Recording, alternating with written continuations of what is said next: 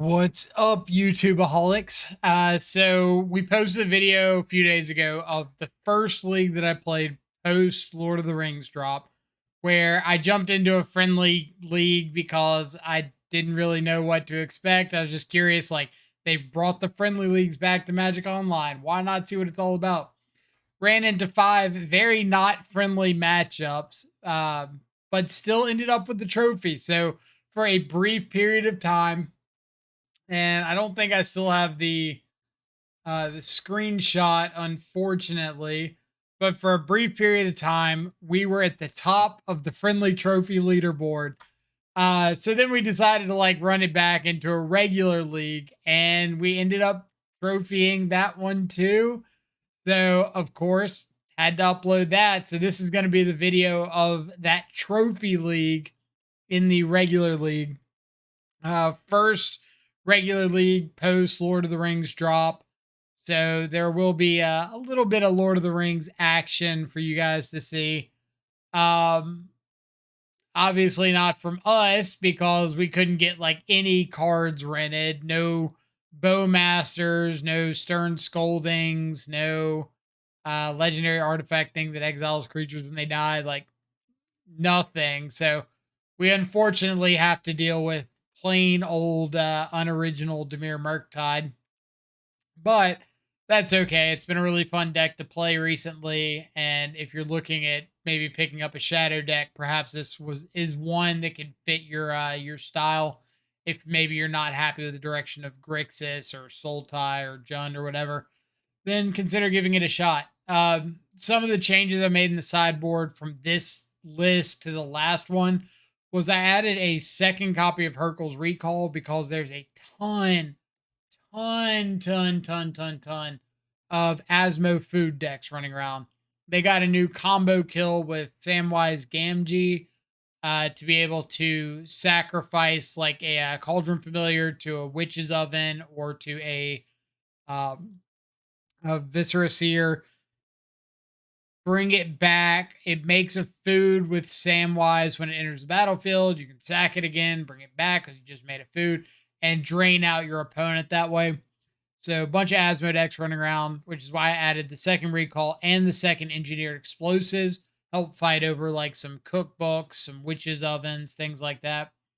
To make room, I moved the second dress down to the main over the Archmage's Charm and cut the fourth fatal push from the sideboard and figured I'd just run into it. But as always, if you're enjoying the commentary, enjoying the content, feel free to drop a subscription on the YouTube channel. Doesn't cost you anything, just lets you know whenever we go live. Or not let you know when we go live, let you know when a new video has gone live. But we'll also have linked to the deck list and the Twitch channel down below in case you want to follow there and see some of the new videos or see some of the new streams. Probably also going to link the Twitter account on here now that I think about it, because that's the best place to check whenever a new stream is going live. The first place it gets updated. So, anyway, enough of all that. Let's hop into the league. So, as always, through the magic of CGI,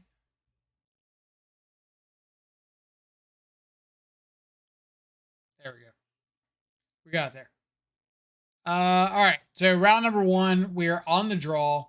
We do have a wraith and a dismember. So we can, like, one of my biggest uh, emphasis points being on the draw is, do you have an answer to a turn one Ragavan?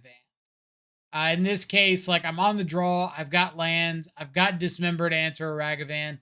I've got stubborn denial in case they play like a Wrenn and 6 on turn two, but I'm slightly less worried about that one. It's more, do I have an answer to the turn one Ragavan? And in this case, I do. Luckily, I do have the answer to Wrenn as well. So we get to just like knock that out. And maybe have a Drown in the Lock for a turn three Teferi. We know it's not creativity because of the breeding pool. And the Flooded Strand kind of gives it away too. Like creativity, you're always going to have like the red fetches, the red shocks. All right, kind of looking for something that we can dismember here because we want to get to the shadow. Omnath would have been okay to see. Instead, we just got a one ring, so we're going to counter that. I do think that the One Ring adds a little bit of um, what's how would you say it? It adds an additional benefit to having Stubborn Denial in the deck.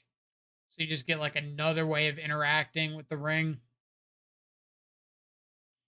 All right, so they have Leyline Binding. We've got Counterspell. The last card's unknown, so we're just kind of hoping we can stick this Shadow.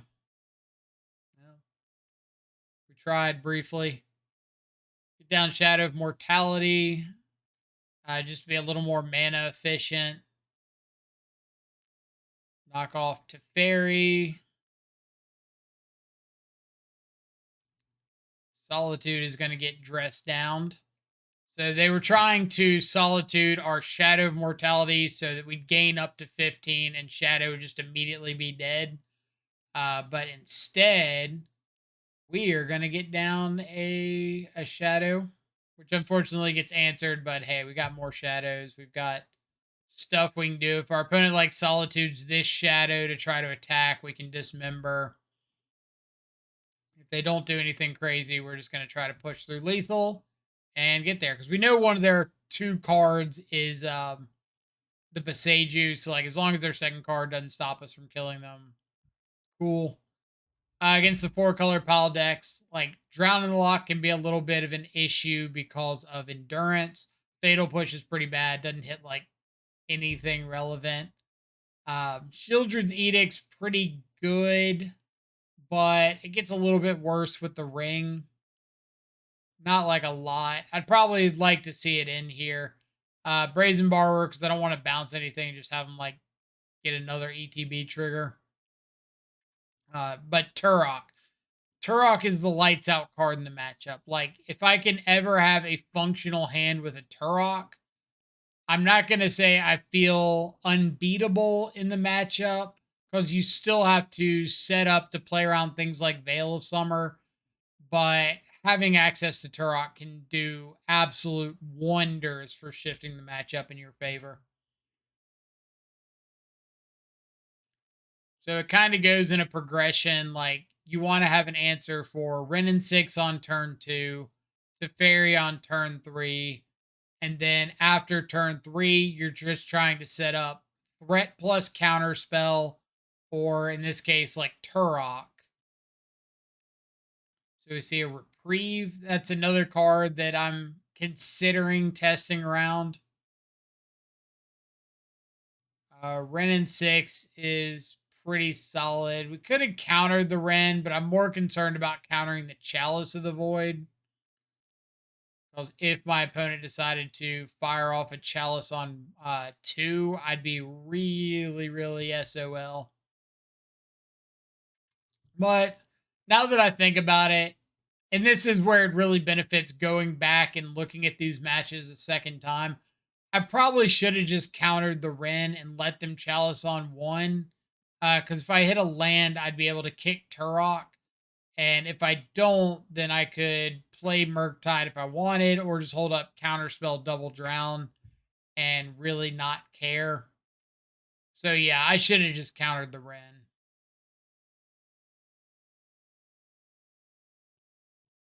It's not like end of the world, but I think that was definitely good enough to just earn a counter. Especially because Ren does this where it makes Drown in the Lock a lot worse as it goes on.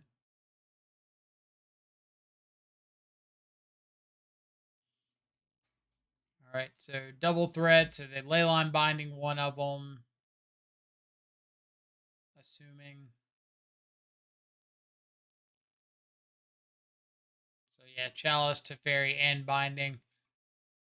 So no guarantee that countering Ren would have stopped any of that, but again, I do think looking back at it, it was probably the best play. And this is a really solid hand because I get to start off on like the Thoughtseize and then just kind of work up the curve with Stubborn Denials. And then if I find anything in the meantime, like this Consider, then I can work that into the curve. Just want to make sure I'm hitting black sources for Turok. Bottom Odawara because it does not produce black. And if it doesn't produce black right now, I don't want it.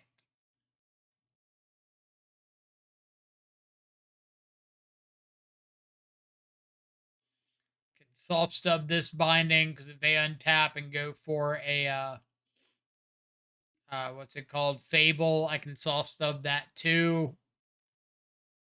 And then if I hit a black source here, I feel phenomenal. So I can just kick Turok. Speak of the devil. Get both of those last two cards out of hand. Opponent tries to Leyline Binding Turok, which, as we know, not going to work out the way they want it to. Then picking up the counterspell for this follow-up Fable is fantastic. And we're just going to like keep attacking. If we find another fetch land, we'll play out the Shadow. If we don't find a fetch land, we'll sit on Drown. Finding this Murktide means we can just throw that down. Counter the Teferi, and that's GG. On to game number 2. Yeah, I think if the 4-color piles are like a matchup that you're really concerned about, I would just go up to like a third Turok in the board, or even a Turok in the main and like 2 more in the board, because that card is so lights out against the Leyline Binding Solitude decks. All right, so we Thoughtseize, we see Asmo, Cookbook, a Saga, Yargle, Voldaren Epicure, whole bunch of stuff going on. Now we've picked up a Drown in the Lock, we can fight over this Cookbook. And we know Saga, but we've got the dress downs to cover the construct tokens. So I'm really interested in just like windmill slamming this Murktide Regent. Because I think there's a good chance they don't have a lot of ways to answer it. So since I've got the Saga constructs covered, I really just want to like apply as much pressure as I can to try to get the game over with. Since I have Stubborn Denial to answer if they have like a main deck Terminate or something, then that's really nice. Opponent's going to make constructs. They have another Saga. Pretty okay because we're just going to nuke some of these constructs here.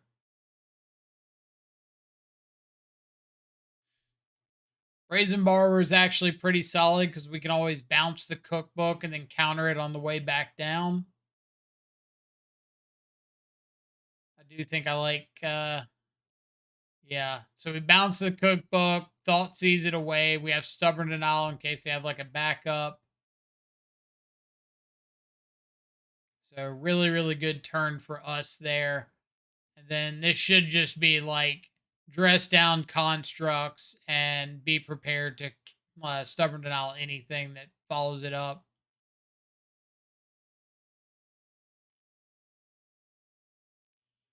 So opponent's just going to make a couple constructs. Ditch and Emrakul, that's fine because we have the Stubborn Denial in case they have like a Goryo's Vengeance right there. And then dress down, killing the constructs means if they do have an Asmo to follow up, it doesn't get another Cookbook, so they can't make the food to kill the Murktide Regent. So solid sequencing. Play out the Borrower just in case they do something outside of the food. Like they can crack the food, gain the 3 life, but with Borrower that covers that, so they'd have to have something else. And if they have anything else, that means they're dead to the Borrower or the Murktide. So I do get like the double EE, the double Hercules recall, the extra dress down, all coming in this matchup. Boarding out like some street wraiths. Because really, we can try to be aggressive in the matchup, but ultimately, like, if we don't see the cards we need to be aggressive, then we can't very well push that game plan. So Street Wraith like only really works out if we have exactly Shadow or Shadow of Mortality.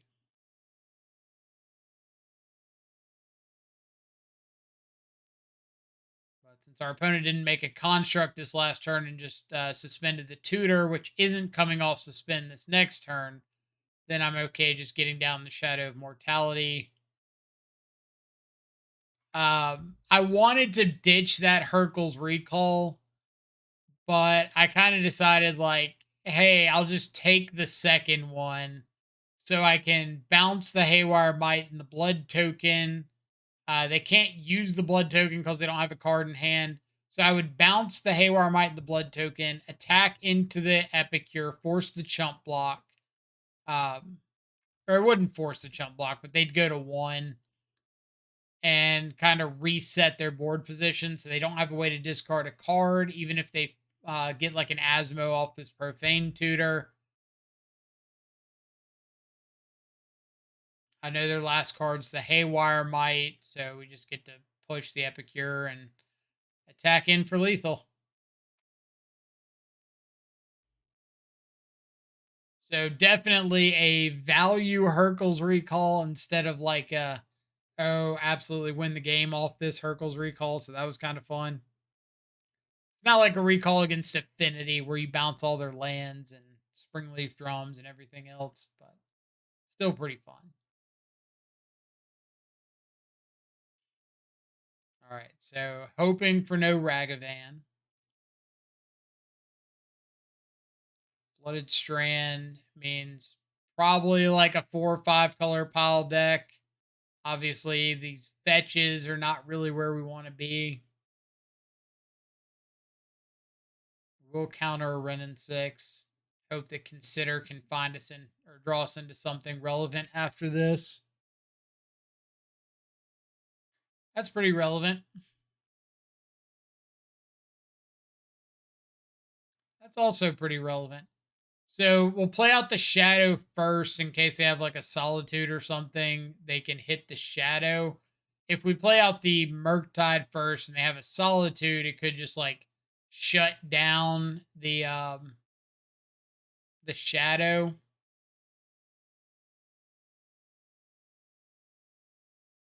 And then if this Murktide was able to be played out as a 7/7, I would still only play it out as a 6/6.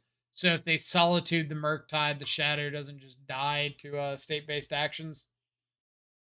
So one way to really incentivize or emphasize like um, playing around Solitude is just setting yourself up to not get blown out by the card.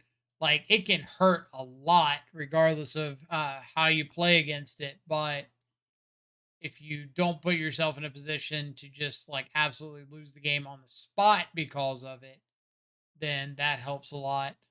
So I could play the Watery Grave first in case my opponent Solitude's my Murktide. I still have a 3/3 Shadow attacking in, but that's still just trading with Nissa, and they get to untap with like Expressive Iteration and Teferi and Counterspell.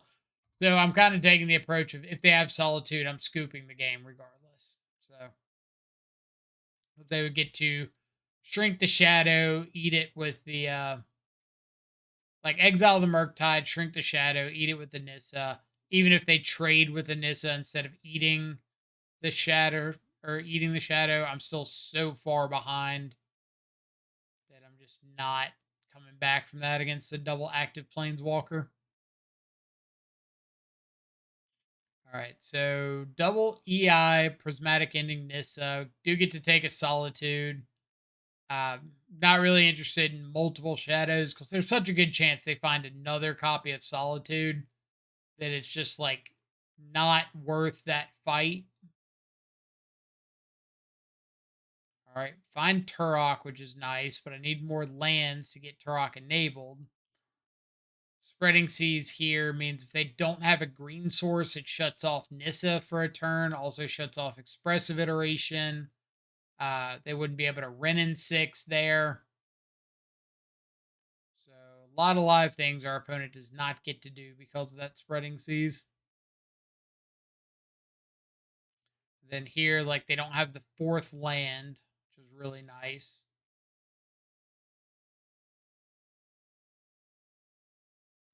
Say pending.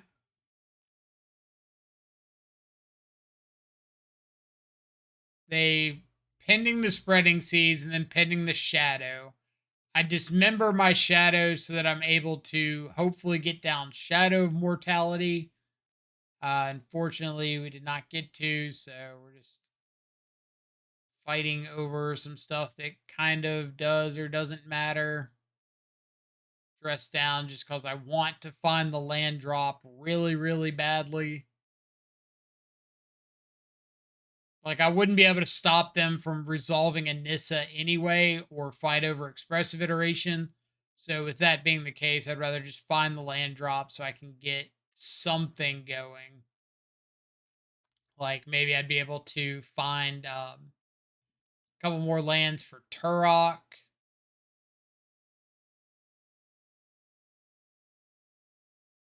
They do have Nissa here. So, if they have a fetch land, that's solid. But if they crack the fetch land, I can respond with Dismember.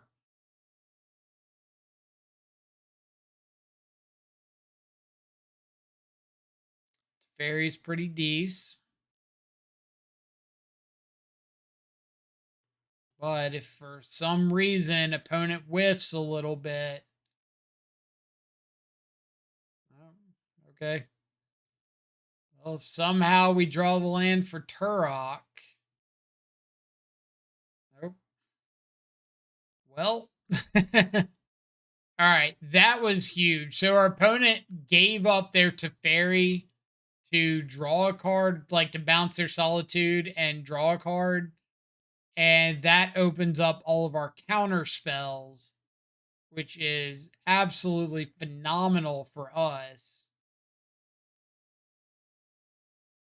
If they want to replay Solitude, that's fine. Like, I still get to get all the other cards out of their hand, or a couple of the cards out of their hand. And they can't Veil of Summer because of Chalice of the Void.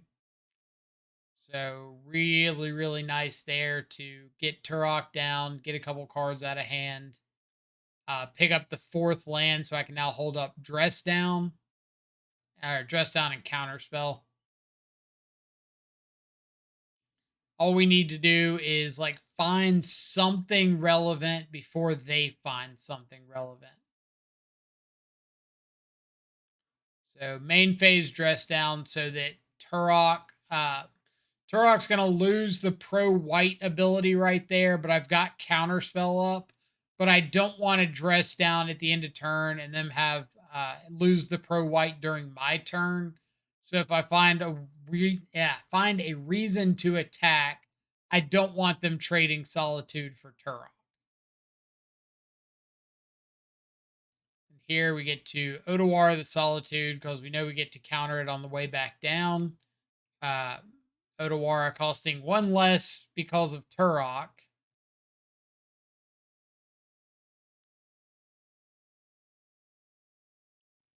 And our opportunity to counter Solitude on the way back down. And like I said before, I really imagine some number of cards in their hand are just like Leyline Binding, Prismatic Ending, maybe another Solitude. And this just really goes to show that like Turok can 100% solo this matchup if you set it up. And by set it up, I mean just like get Veil of Summer out of hand early. Try to keep the board clear from like planeswalkers or big value engines. And just attack. Attack, attack, attack. I can't hold up Stubborn Null anyway, so might as well throw out the Murktide.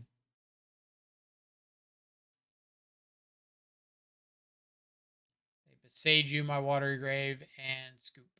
So nice. 2-0. I think it's 2-0. Might be 3. I can't remember. But really good to see. Or no, this is going on to game 3. That was just game 2. Whoops. We got a whole nother one. But good hand. We got Street Wraith. We've got Stub. Having Stub against turn 2, Ren and 6, obviously very, very big. Also can stop a turn 2 Chalice on 1. Then here we'll just hold up Counter Spell or Double Stub, whatever the case may be. Yeah, we're definitely not letting that resolve.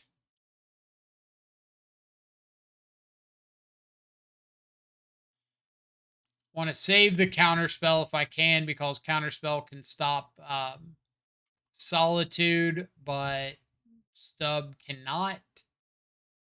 All right, so we do see the Solitude. We see the Prismatic ending. I'm kind of taking this approach of, hey, if you want to exile a card from your hand and go for the Solitude, then you got it. Like, if you top deck, a worst case scenario is they top deck a white card, they play the land, exile the white card to Solitude to exile the Shadow, and then resolve to Fairy. Worst case scenario. Best case scenario is they don't draw a white card. They have to cast a Teferi into Stubborn Denial. And then they go to their next turn with Solitude, but I've got Counterspell and Stubborn Denial, and my opponent's just on like a 2-turn clock. So we're kind of hoping on that front. So they Solitude, exile the Teferi. They have picked up a counter spell. I get to counter the counter spell, get rid of the Solitude and the Teferi, hit them for 9, and if Expressive Iteration whiffs, we win the game.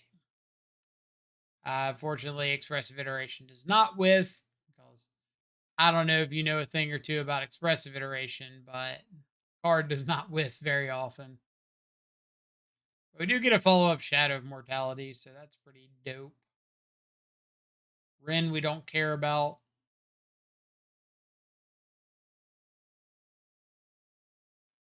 Nissa's pretty okay. We could have like bounced the Nissa, but I don't think there's really that big of a reason to. If they do something like this where they try to fetch with the Nissa, then we just get to dress down so that Nissa does not get that second ETB ability. If they attack, we could Brazen Borrower to bounce the Nissa. But it kind of gives us a little flexibility. Like maybe they go for Ren and 6 ping attack with Nissa, but they didn't. So we're just going to hard cast in our Brazen Borrower and have 2 lethal attackers. All right. So this is match 4 against Ghoul Dukat. If you don't know, or you haven't been in the Shadow, if you haven't been in the Shadow collective for a while, Ghoul Dukat did win a Magic Online championship with Jun Shadow back in the days of Heliod Company with a whole bunch of main deck Grim Lavamancers, and it was really popular for a minute. So I thought maybe there was a chance they were playing Shadow, and then they drop a Halfling on me. This is Halfling's gonna be another one of those like have to answer cards for Shadow, because it does make all of your subsequent legendary spells uncounterable. So like Ren and 6, Teferi, Omnath, the One Ring, all those are uncounterable if you don't deal with the Halfling. So it is going to be pretty important to try to pick up whether or not the Halfling is in your opponent's deck before you go to sideboarding to know if you need to drop like Fatal Pushes or not.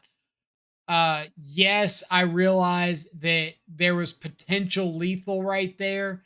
If I flash in Brazen Borrower, dismember my own borrower, I have exactly lethal. But if my opponent has a Solitude on my Shadow, I just lose the game on the spot. So there's really like no reason to go for that and just get completely blown out and lose on the spot if they have Solitude, when I can just like go to their turn and counterspell something if they don't have Solitude. All right, so you see here, like I didn't take out my fatal pushes because of the halfling.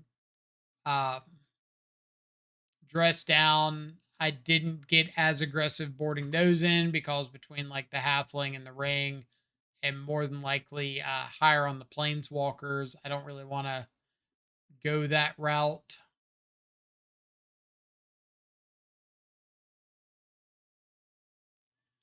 Renin 6, pretty good here. Yeah, Renin 6 followed by Teferi, and I'm missing land drops. I'm scoop into that pretty fast. We call that a quality of life concession, where it's, hey, I don't think this is getting better for me. Even if I hit the land, just nothing's going on. So here we get to Thoughtseize on one. We've got Thoughtseize and Drown to deal with halflings if we want. Since my opponent's hand is like halfling and then nothing, I'm pretty okay with uh, going to my turn, planning on drowning the halfling, but we ended up finding that dismember, so just fire that down. Use our counter spells pretty aggressively because we got a bunch of them. And hopefully just put our opponent on a 2-turn clock.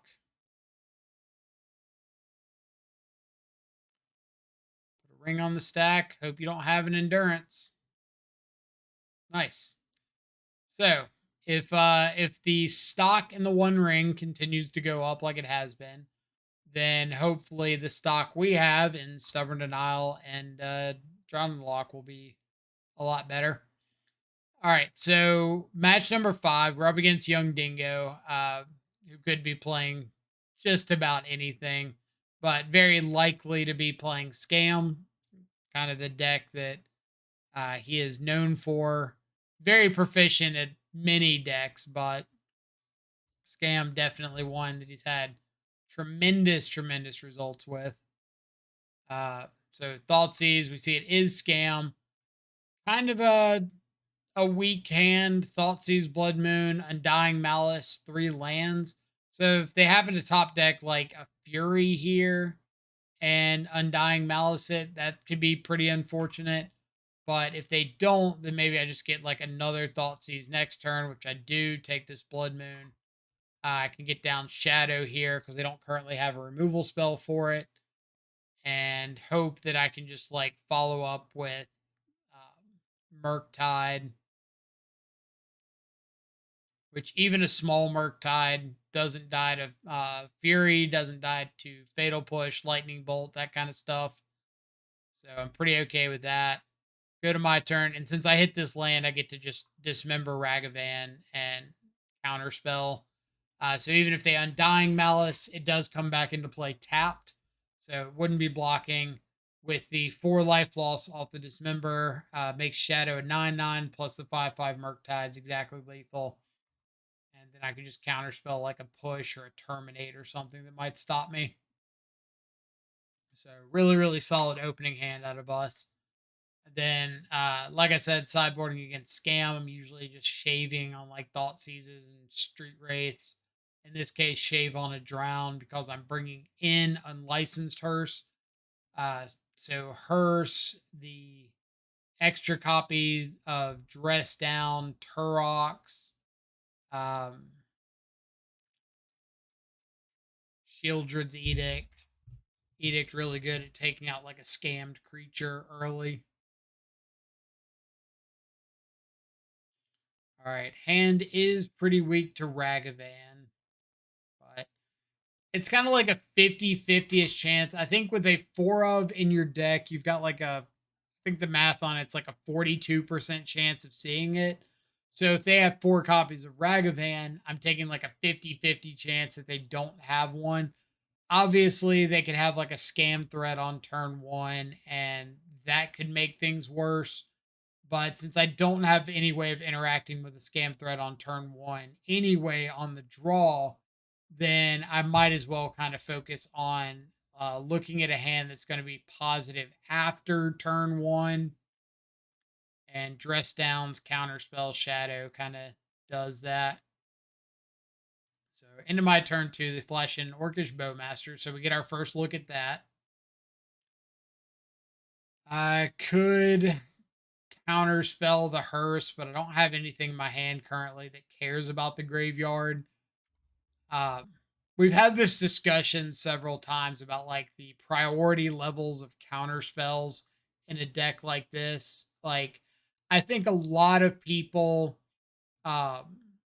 see Unlicensed Hearse and say, okay, well, I have Drown in the Lock and Murktide Regent in my deck, so I need to counterspell the hearse. And in some situations, that's correct. Uh, but in this instance, like, I don't have anything in my hand that cares about the graveyard. There's no guarantee I'm going to draw something that cares about the graveyard. So I feel a little more comfortable like holding on to the counter spell, trying to fight over like a seasoned pyromancer in the next turn or two, because that puts bodies on board that makes the shadow and the shadow of mortality a lot worse. Where this unlicensed hearse might just like sit around, eat a couple cards out of the graveyard. And if they do end up animating it for a big swing later, then maybe I get to dress down to stop that. Because if you don't know, unlicensed hearse, once it's activated, if you dress down it, it dies as a state-based action. So you push the shadow. Pretty okay with that because I think Shadow of Mortality is like the threat I need to be protecting. And I kind of make that decision based off they have like Lightning Bolt and Push and stuff for the Shadow, but the Shadow of Mortality more than likely only dies to terminate. So there's way less ways that they can get the Shadow of Mortality off the board than the Shadow. And functionally, they're doing like the same job of just being a big, beefy roadblock that hits my opponent in the face. And so Kick Turok deals with grief and a fury. So I am at a point where like Shadow of Mortality still outgrows the unlicensed hearse, but that's not going to be the case in another turn. So I need to find something to kind of turn things in my favor. If my opponent wants to fire up the hearse, block, and then go to eat something, I can dress down or drown and lock the hearse. Here they do decide to crew it up and attack. This is kind of like that opening that I've been looking for. Like, hey, I get to kill the hearse. I'm still holding up counter magic. This was a mistake. I should have stubborn denial the terminate instead of counterspell. Um, I'm not really sure why I decided to counterspell instead, but 1000% should have been stubborn denial instead of counterspell. I wish I had a thought. If my opponent was at a lower life total, if they were at 7 and this Shadow of Mortality was lethal, then I would crew the hearse with the Turok, let the hearse die to state-based actions, use Revolt off that to fatal push the Pyro, and then shoot through with the Shadow of Mortality. But because they are not at a lower life total, I can't make that happen. All right. I know a few people that watch my videos also watch Dingo's content. So if you are watching this, you know I tanked for a really long time right here. And I'm sure people are like, why on earth would you tank here? Like, just fatal push the Ragavan. The reason I tanked so long is there's a lot of dead draws in my deck. So like stubborn denial, fatal push, um, drown in the lock, counter spell, like all of these just absolutely dead cards that Dingo could hit off this Ragavan that would allow me to just fatal push the army token and attack back for lethal. Ultimately decided to fatal push the Ragavan, but I really was considering the odds of just like trying to attack back or trying to fatal push the army token, swing back for lethal, but ended up top decking the drowning lock. So we kind of say in the world of pickup basketball, ball don't lie. If it was meant to be, it'll be. So worked out very well that way. So yeah, that was a Dimir Trophy League. Very, very pleased with how the deck performed. Orcish Bowmaster, like we saw out of Dingo, is one of the cards I'm considering testing. I've got at least one league done with Bowmaster that I'll be uploading, but I'm sure we'll try it out some more. So if you're wanting to see some of the new Lord of the Rings cards get tested, feel free to drop a comment down below about like what cards you think are going to make an impact, what cards you want to see played, stuff like that, and we can kind of work them into the stream that way. Otherwise, Shadow of Mortality has been fantastic. You saw it dodging a ton of removal spells that league. Really not that difficult to get it online. The Hallowed Fountain definitely helps. Now, I will say, because I'm sure somebody somewhere is asking about it, since I've cut Archmage's Charm, there's a very good likelihood one of these islands is going to get swapped over for some other sort of a blue-black land. It could be Sunken Ruins, the blue-black filter land. I don't think I want Dark Slick Shores because I really want to have a land that's coming in untapped after turn 3 because like Murktide counterspell, Shadow counterspell, whatever the case may be.